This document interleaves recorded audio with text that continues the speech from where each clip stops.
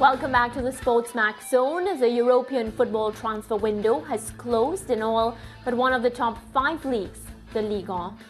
Under an hour to go before the window expires in France, and this transfer window has been a roller coaster and probably one of the most gripping. Arguably, the two best players in the world, Lionel Messi and Cristiano Ronaldo, both switched teams.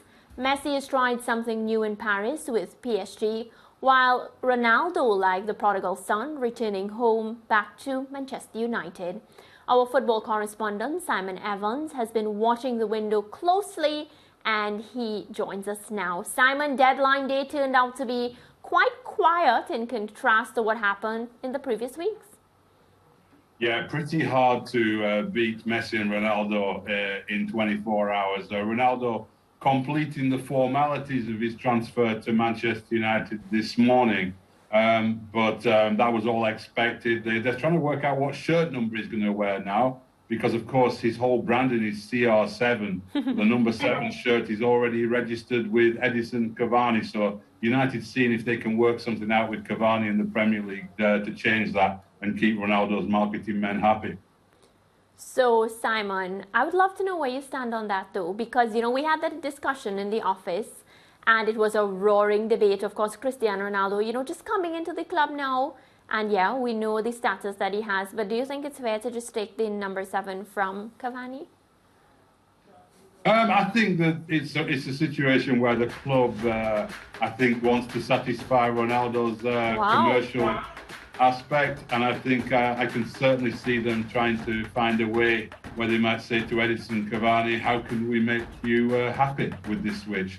So maybe they can find another number. I believe the number he wears for Uruguay is 21, which Dan James was wearing, and he's left United today for Leeds, so that's available. That might just prove to be a convenient get-out for them. Well, that's what you get when you bring back a big fish. So, Simon, I know the transfer window is closed, but it doesn't mean that we may not hear deals by the end of tonight, because I think once your sheet is in, of course, the information can come to hand. Anything that you would have been following that you might know that we don't?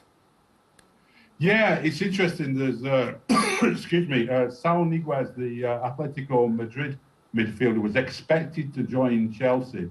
The latest I was hearing just before I came on air is that deal may not be happening because it was dependent on Antoine Griezmann joining Atletico from Barcelona. A lot of these deals are linked together, and it's sounding the latest. This isn't confirmed. The deals haven't been confirmed by the end of the deadline, and it's sounding like that one may have fallen through, those 2 deals.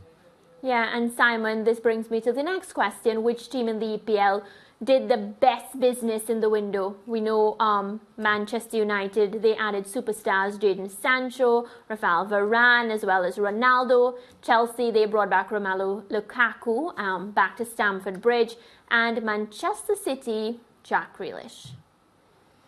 Yeah, I think when you look at all that, I think the biggest change really has been at Manchester United. I think Varane will tighten up their defence. I think Ronaldo gives them obviously what he brings to their attack, and Jadon Sancho gives them even more pace and options in the wide areas. I think the United fans, if they're being critical, will be disappointed they didn't sign a defensive central midfielder. Declan Rice of West Ham was a player who'd been linked with them. A player of that type would have really been useful to them. But, City adding Grealish strengthened them, absolutely, but they didn't get the centre forward that they wanted, Harry Kane. Liverpool haven't really made any changes at all. They brought in Konate early on as a defender. He's not going to have a dramatic impact on things at Liverpool. So I think the most dramatic changes we've seen have been at United. Simon, we know that the COVID-19 pandemic, which hit strongly, early in 2020, has significantly hampered the financial stability of a lot of clubs in Europe. How much do you think the cash-strapped nature of a lot of the clubs in Europe now would have impacted this current transfer window? Oh, hugely. And I think we're starting to see the aftershocks of that financial crisis in European football, which didn't hit the Premier League clubs as hard as it hit the Spanish and Italian clubs because of the huge broadcast deals the Premier League has. They still had that revenue coming in. I think we're starting to see that. This Real Madrid and Barcelona, the days when they could take their pick of the best talent in Europe, look to be over. Real tried to get Kylian Mbappe, of course. That was a bit of a saga going into the final day, which didn't happen. PSG didn't sell him, didn't need to sell him. Skeptical about whether Real Madrid really had the kind of money they were talking about. Barcelona, I mean, you know, you feel sorry for Sergio Aguero, who went there to play with Messi and Griezmann, and then sees Messi leave and then Griezmann possibly leaving on the final day as well. And I think, you know, the only club that Premier League teams need to worry about in the market these days outside of the Premier League is PSG.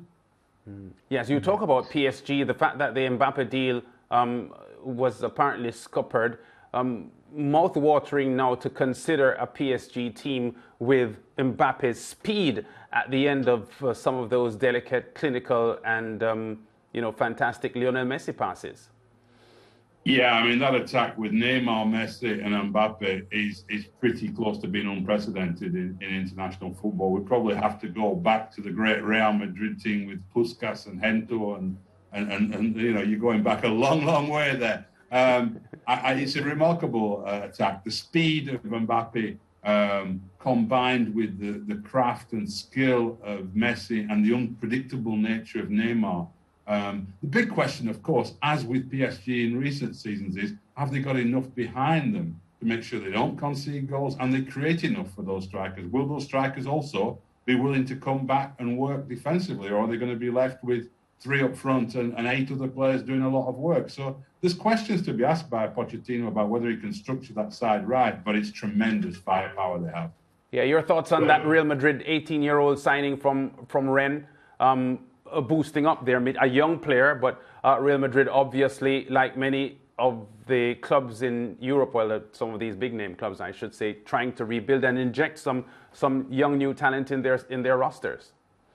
Yeah, I think, you know, Kamavinga coming in there, it suggests that they are starting to think, despite the great drama and show of the bid for Mbappe, that they're starting to think about rebuilding there. You know, if you look at their midfield, there's a lot of 30-year-olds in that midfield they've got. So bringing in a teenager who maybe is not going to be ready straight away, but in the next year or two, they're starting to think ahead and rebuild a little bit. Well, Simon, elsewhere in Europe, PSG brought in Donnarumma, Sergio Ramos, Achraf Hakimi, and Wijnaldum, as well as Messi. Is it safe to say that the French giants are making a serious play for the famous Big A's? Yeah, I think, you know, what they're all about. I was talking to someone from PSG or close to PSG this evening who was saying they really have their eye on the Champions League this season. You know, that there was no way they were going to consider selling Mbappe when they put this team together. They really think this is the year they break through and become a truly big global brand in football by winning the Champions League. They're obsessed. The Qataris who own PSG are obsessed with doing that.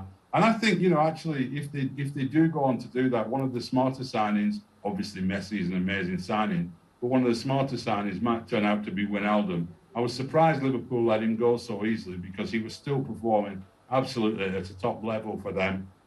And I think his versatility in midfield, the fact that he can operate from box to box could really make a big difference for them in the Champions League this season. Yeah, and looking at the transfer window, it seems like La Liga has lost more stars than it has brought in. Is this an issue that will plague the league in the long run? Yeah, I think it is. I think we are seeing a power shift. I can see this year the English teams really dominating in the Champions League in a way that they haven't done for a long time. They've been doing very well in the last few years, but you know, it's not inconceivable to see, for example, all 4 English teams in the last 8 and maybe 3 of them in the semi-finals. They're very, very strong. La Liga has lost its way. It feels a little bit like Italy at the end of the 1990s after, you know, when they started to lose players like Zidane and so on to go on, who went and played in Spain. They started losing players to the Premier League. It feels like La Liga is starting to struggle to bring in the top names in world football, and they're going to have to adjust. So maybe, you know, signings like Kamavinga, you know, younger players, they're going to have to start making more of the Spanish talent that they develop, because they're not going to be just able to go out there and spend 70, 80 million on the best players around Europe. Yeah, and Simon, on the other side of the coin on that La Liga story is that it has given a different complexion to La Liga this season. We've been speaking since the start of La Liga how open this championship season is, and there is the possibility, we have to think, that, you know, the rare case of a La Liga champion that won't be Barcelona, Real Madrid or Atletico Madrid could actually happen 2021, 22.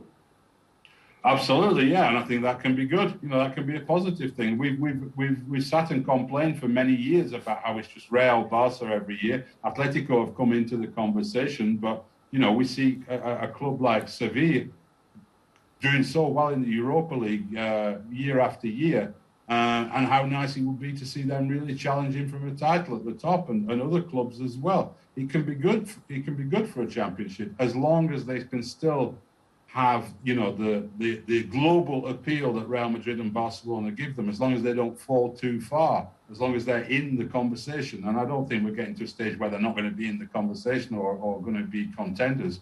But it can be good for a league. You know, certainly I think the Premier League benefits from having a big six or a big four rather than just two. Yeah, image is everything, Simon, because to be quite honest, we have to say that Atletico Madrid has been a grossly underestimated team in La Liga, because they've been so good, but they just don't have the global appeal that Real Madrid and Barcelona have. And to be quite honest, they've played 2 Champions League finals in the last 7 or 8 years, and they are one of the best teams in Europe, but the appeal isn't there. But great to see them being current champions as they look to repeat this year. Yeah, and probably one of the most underrated managers in the game, I would say. I mean, what Diego Simeone has done with that team, and now they're starting to throw their weight about a little bit in the transfer market if they can bring back Griezmann again and they're signing players like Suarez. But, you know, you look at what he did with some very modest sides, getting some great results with them. So, yeah, it's good to see. Okay, Simon, we're gonna leave it there. Thanks for talking to us. And we continue with more on the SportsMax Zone on the other side of the break.